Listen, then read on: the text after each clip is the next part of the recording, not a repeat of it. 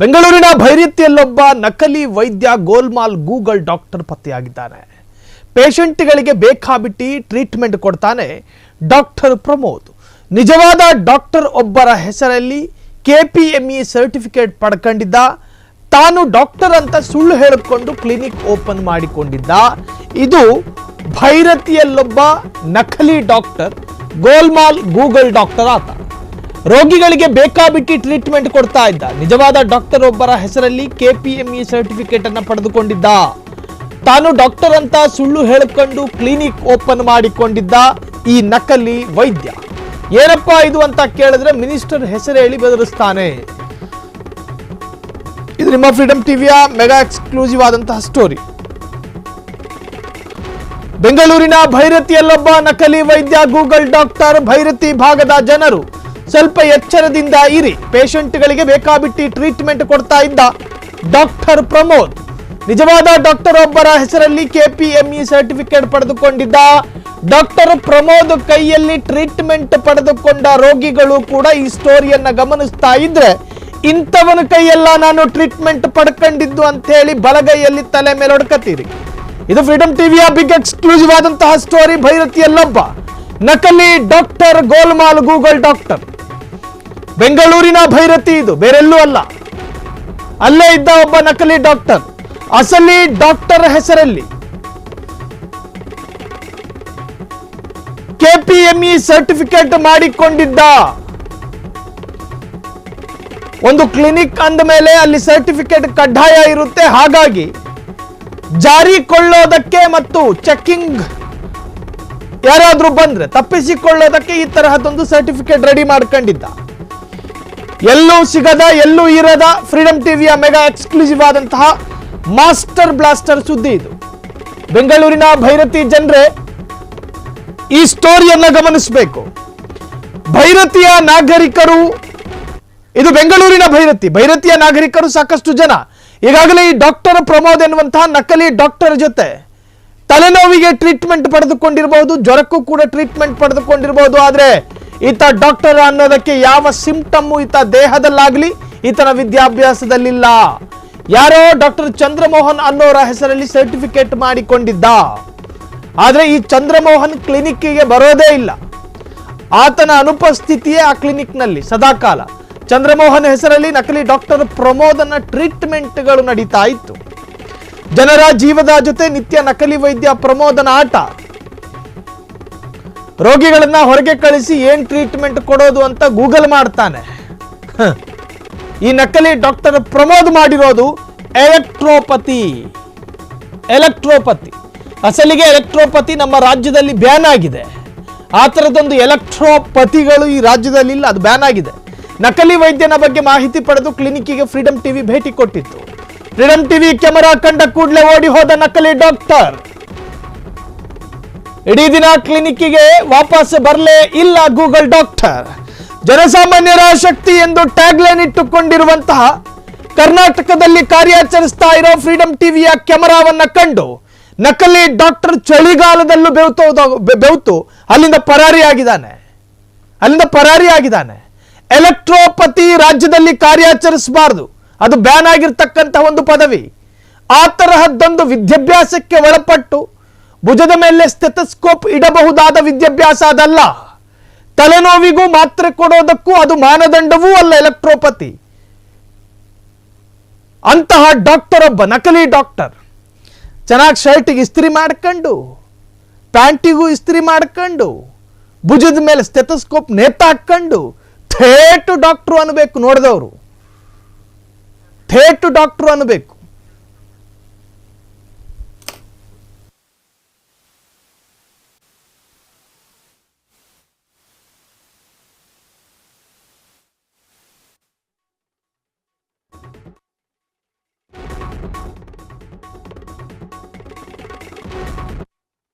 Doctor ತರ pose ಕೊಡ್ಕೊಂಡು ಕ್ಲಿನಿಕ್ಗೆ ಬರ್ತಾನೆ.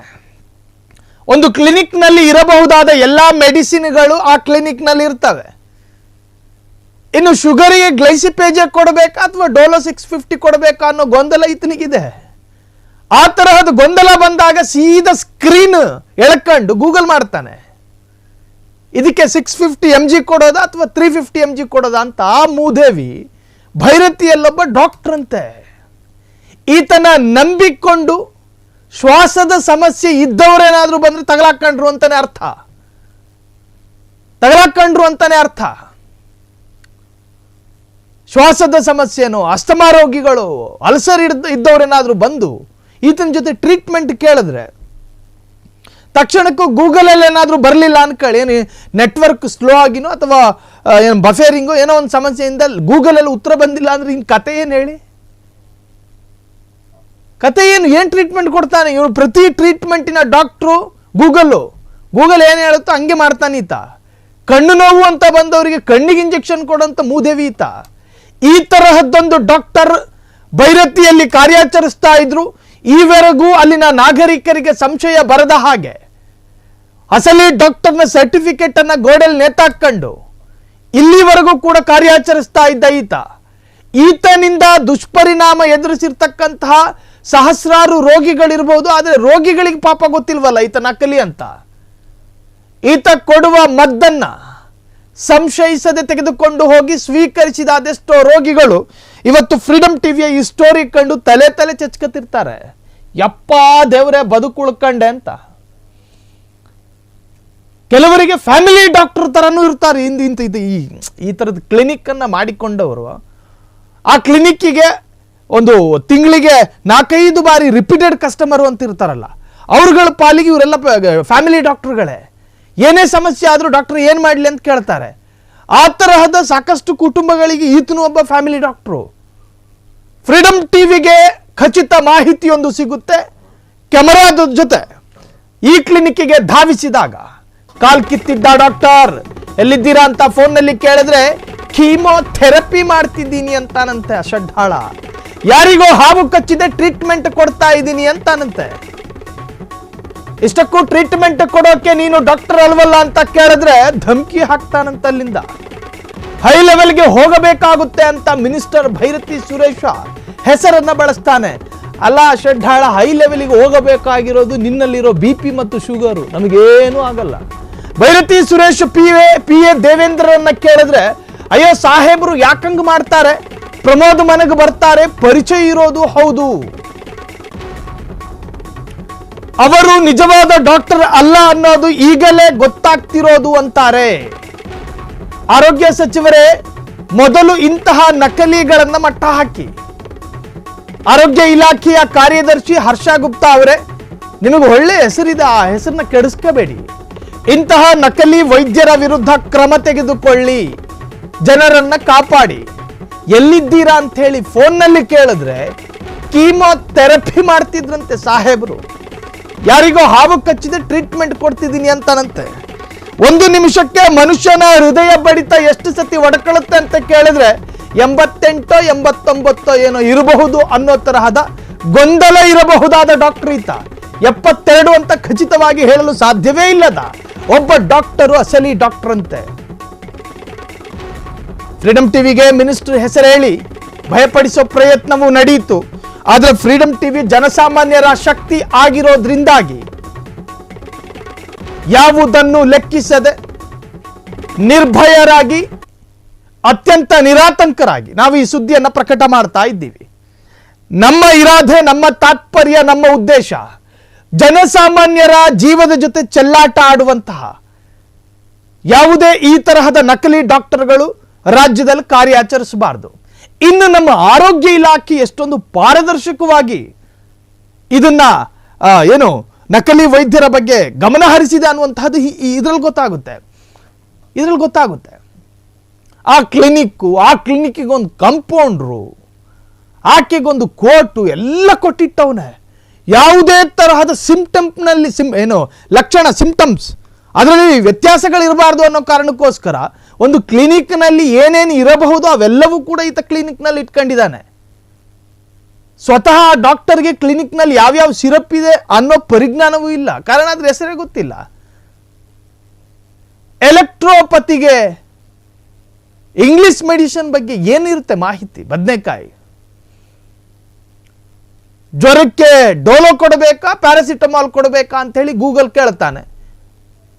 Google ಮಾಡೋ ಯಾವುದೇ ಅವಿವೇಕಿ ಆದರೂ ಉತ್ತರ ಗೂಗಲ್ ಕೊಡುತ್ತೆ. ಅದಕ್ಕೆ ಯಾವ ಭೇದ ಭಾವ ತಾರತಮ್ಯ ಇಲ್ಲ. ಡಿಸ್ಕ್ರಿಮಿನೇಷನ್ ಇಲ್ಲದೆ ಉತ್ತರ ಕೊಡುವ ಏಕೈಕ ಇಂಜಿನ್ ಅಂದರೆ ಅದು ಸರ್ಚ್ ಇಂಜಿನ್ ಗೂಗಲ್ ಮಾತ್ರ. ಭೈರತಿ ಡಾಕ್ಟರ್ ಕೇಳ್ತವನೆ ಅಂತ ಗೂಗಲ್ಗೆ ಏನು ಗೊತ್ತು? ಉತ್ತರ ಕೊಡುತ್ತೆ ಡೋಲೋ 650 ಅಂತ, ಅದೇ ಸಜೆಸ್ಟ್ ಮಾಡ್ತಾನೆ ರೋಗಿಗಳಿಗೆ.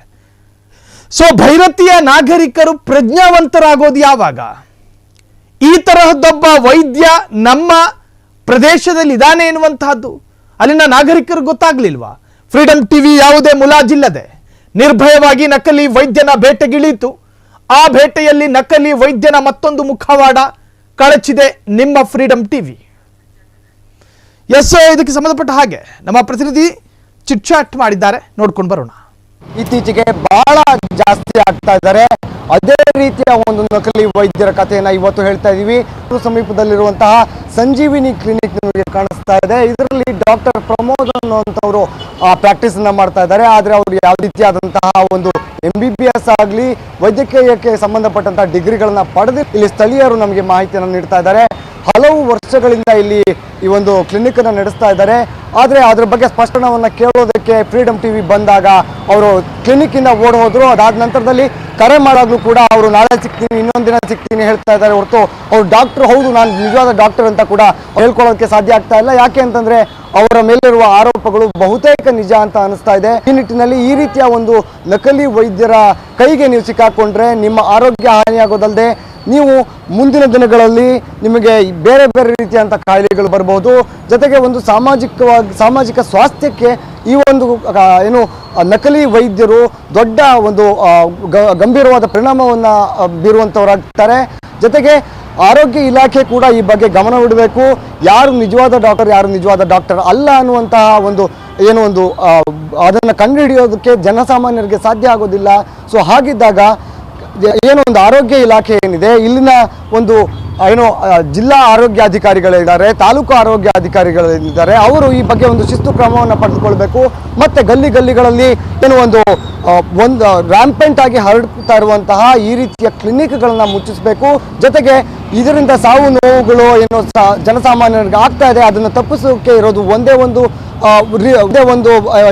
ಒಂದು ಆನ್ಸರ್ ಅಂತಂದ್ರೆ ಅದನ್ನ ಕ್ಲೋಸ್ ಮಾಡಿಸ್ಬೇಕಾಗತ್ತೆ. ಈ ಒಂದು ನಕಲಿ ಡಾಕ್ಟರ್ ಪ್ರಮೋದ್ ಇದ್ದಾರೆ, ಇವರ ಕ್ಲಿನಿಕ್ ಅನ್ನ ಆರೋಗ್ಯ ಇಲಾಖೆ ಯಾವಾಗ ಕ್ಲೋಸ್ ಮಾಡಿಸುತ್ತೆ ಅವ್ರು ನಿಜವಾಗ್ಲೂ ಡಾಕ್ಟರ್ ಅಲ್ಲ ಅನ್ನೋದಕ್ಕೆ ಎಲ್ಲ ರೀತಿಯಾದಂತಹ ಪುರಾವೆಗಳು ಮತ್ತೆ ಇಲ್ಲಿ ಒಂದು ಟ್ರೀಟ್ಮೆಂಟ್ ಮಾಡಿದಂತಹ ಒಂದು ವೈದ್ಯ ಪೇಷಂಟ್ಗಳೇ ಹೇಳ್ತಾ ಇದ್ದಾರೆ. ಜೊತೆಗೆ ಇವ್ರನ್ನ ಗೂಗಲ್ ಡಾಕ್ಟರ್ ಅಂತಾನೂ ಕೂಡ ಕರೆಯಲಾಗುತ್ತೆ.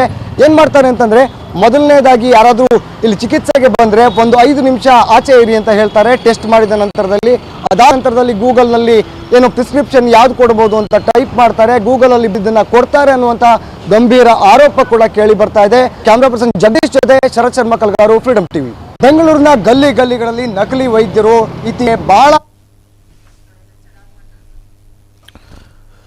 ನಕಲಿ ವೈದ್ಯರಿಂದ ಎದುರಿಸಬಹುದಾದಂತಹ ಅತ್ಯಂತ ಕೆಟ್ಟ ಪರಿಣಾಮ ಆ ಭಾಗದ ಆ ಪ್ರದೇಶದ ಜನರು ನಿಜವಾಗ್ಲೂ ಕೂಡ ಅನುಭವಿಸ್ತಾರೆ. ಪ್ರಜ್ಞಾವಂತ ನಾಗರಿಕರು ಈ ತರಹದ ನಕಲಿ ಡಾಕ್ಟರ್ ಬಗ್ಗೆ ಏನಾದರೂ ಮಾಹಿತಿ ಸಿಕ್ಕ ತಕ್ಷಣ ಸಂಬಂಧಪಟ್ಟಂತಹ ಇಲಾಖೆಯ ಗಮನಕ್ಕೆ ತರಬೇಕು. ನೋಡಿ, ನಮ್ಮ ಪ್ರತಿನಿಧಿ ಹೇಳ್ತಾ ಇದ್ರು, ಪ್ರಿಸ್ಕ್ರಿಪ್ಷನ್ ಏನು ಕೊಡೋದು ಅನ್ನೋದನ್ನ ತೀರ್ಮಾನ ಮಾಡಬೇಕಿದ್ದಂತಹ ಡಾಕ್ಟರ್ ಗೂಗಲ್ ಎನ್ನುವಂತಹ ಮೇಸ್ಟ್ರ ಜೊತೆ ಕೇಳ್ತಾನಂತೆ, ಪ್ರಿಸ್ಕ್ರಿಪ್ಷನ್ ನಲ್ಲಿ ಏನು ಕೊಡೋದು ಈ ರೋಗಕ್ಕೆ ಮದ್ದು ಅಂತ ಹೇಳಿ. 5 ನಿಮಿಷ ರೋಗಿಗಳನ್ನ ದೂರ ಕಳಿಸಿ ಪ್ರಿಸ್ಕ್ರಿಪ್ಷನ್ ಗೂಗಲ್ನಲ್ಲಿ ಈ ರೋಗಕ್ಕೆ ಏನು ಮದ್ದು ಅನ್ನೋದನ್ನು ಸರ್ಚ್ ಮಾಡಿ ಗೂಗಲ್ ಹೇಳಿದಂತೆ ಮದ್ದನ್ನು ಬರೆದು ಕೊಡುವ ಡಾಕ್ಟರ್ ಪಡೆದುಕೊಂಡ ಆ ಭೈರತಿಯ ಜನ ನಿಜವಾಗ್ಲೂ ಕೂಡ ಪುಣ್ಯವಂತರು.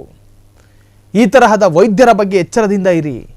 ಈ ತರಹದ ವೈದ್ಯರಿಂದ ಅಂತರವನ್ನು ಕಾಯ್ದುಕೊಳ್ಳಿ. ಸಣ್ಣ ಮಕ್ಕಳನ್ನ ನೀವೇನಾದರೂ ಈ ತರಹದ ಕ್ಲಿನಿಕ್ಗಳಿಗೆ ಕರ್ಕೊಂಡು ಹೋಗಬೇಕಾದ್ರೆ ಆ ಕ್ಲಿನಿಕ್ಕಿನ ಪೂರಾಪರವಾದಂಥ ಎಲ್ಲ ವಿಚಾರಗಳನ್ನು ತಿಳಿದುಕೊಳ್ಳಬೇಕು.